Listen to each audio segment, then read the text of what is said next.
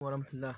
Arma kamar yadda ni alƙawari zan faɗa yadda za ka cire wayarka daga security ba tare da ka mata restore ba. Wancan mun yi na pattern, wannan kuma za mu yi na pin.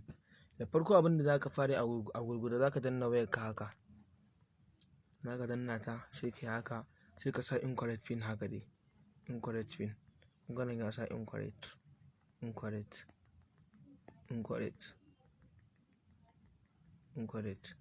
Yauwa ya tafi sakanni, sai ya tafi sakan ɗin nan.